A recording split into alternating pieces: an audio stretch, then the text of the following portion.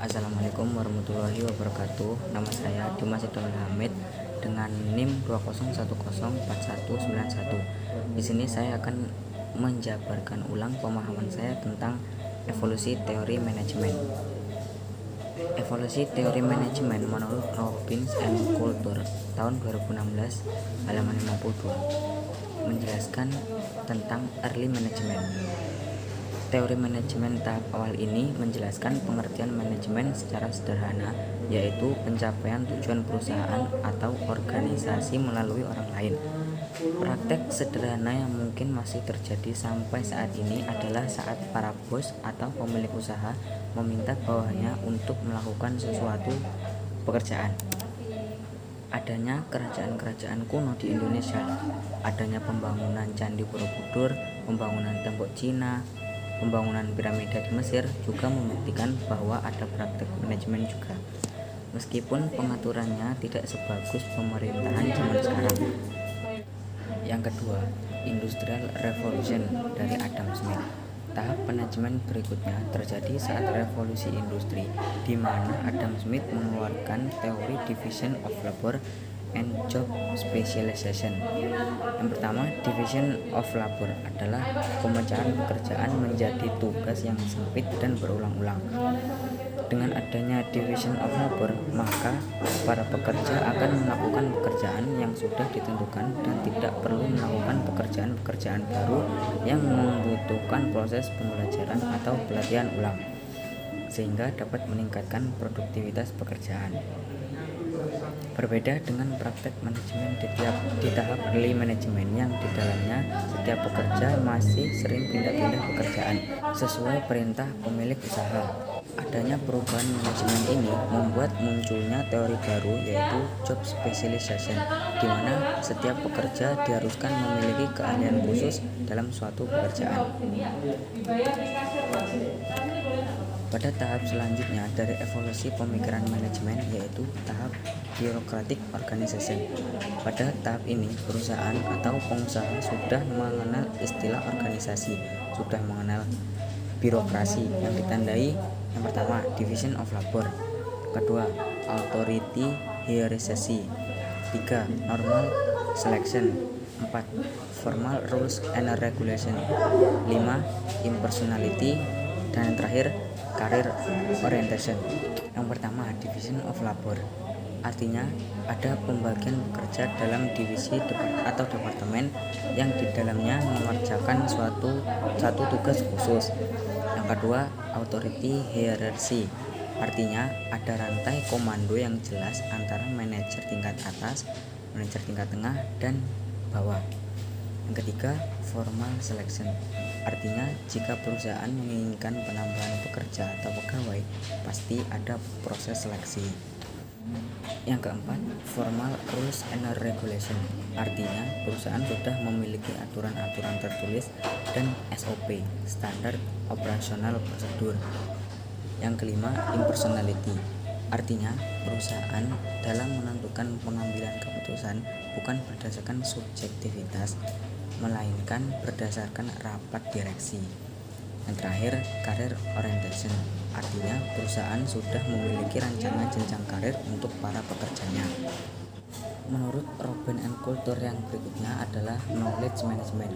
Yang dimaksud knowledge management artinya perusahaan sudah menggunakan teknologi informasi untuk mengembangkan atau mengorganisir dari berbagai pengetahuan untuk mencapai keberhasilan kinerja. Chief Knowledge Officer bertanggung jawab untuk bekerja giat dalam proses pembelajaran, memastikan bahwa aset intelektual organisasi bisa dikelola dengan baik dan terus-menerus ditingkatkan. Bentuknya nyata, perusahaan menerapkan knowledge management adanya bagian R&D, Research and Development. Bagian ini bertugas untuk meneliti perkembangan konsumen, tingkat penjualan, inovasi produk, dan perilaku konsumen, sehingga memudahkan perusahaan dalam merancang suatu produk baru yang sesuai dengan keinginan customer. Yang terakhir, evidence based management, manajemen berbasis fakta. Manajemen berbasis fakta didefinisikan sebagai proses pembuat keputusan manajemen berdasar pada apa yang sebenarnya berjalan, daripada setiap pengambilan keputusan itu berdasarkan data yang real di lapangan, bukan hanya perkiraan saja. Contoh selanjutnya adalah perusahaan-perusahaan sekarang mulai menggunakan teknologi informasi untuk keberhasilan, kegagalan, dan permasalahan yang dihadapi oleh karyawan, sehingga perusahaan bisa memutuskan sesuatunya berdasarkan fakta di lapangan, bukan hanya dokumen laporan mingguan atau bulanan. Selanjutnya saya akan menjelaskan pemahaman saya tentang pengertian manajemen.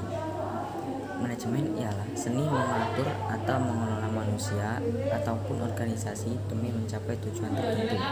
Sedangkan menurut Mary Parker Follett menyatakan manajemen the art of getting things done to people, yang artinya manajemen adalah seni dalam mendapatkan sesuatu melalui orang lain.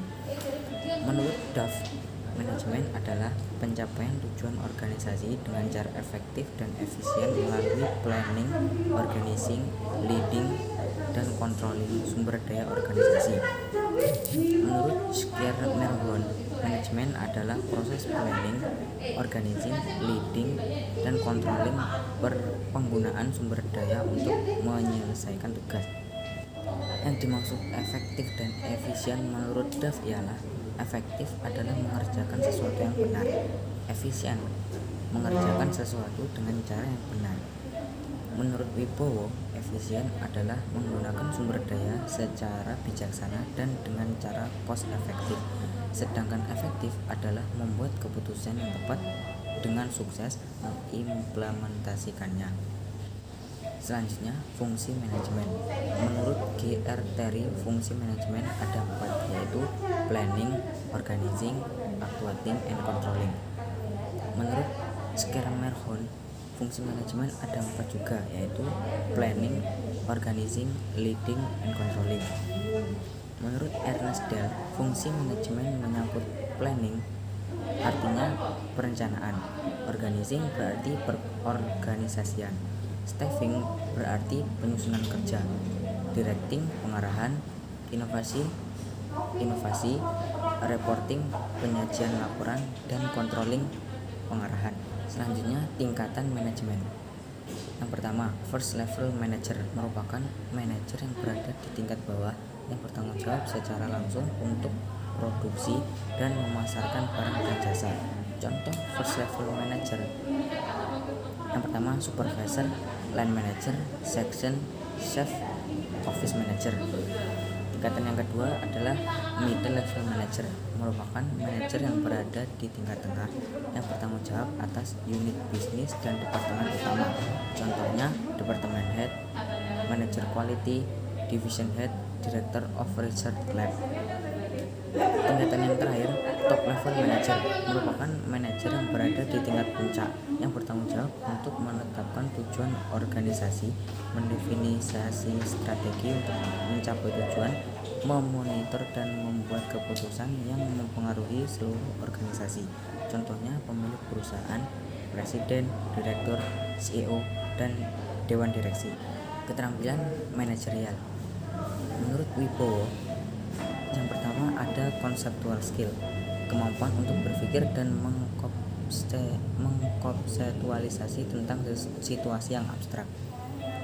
Yang kedua, human skill, kemampuan untuk bekerja secara individu maupun secara tim, termasuk kemampuan untuk memotivasi, memimpin, dan lain-lain.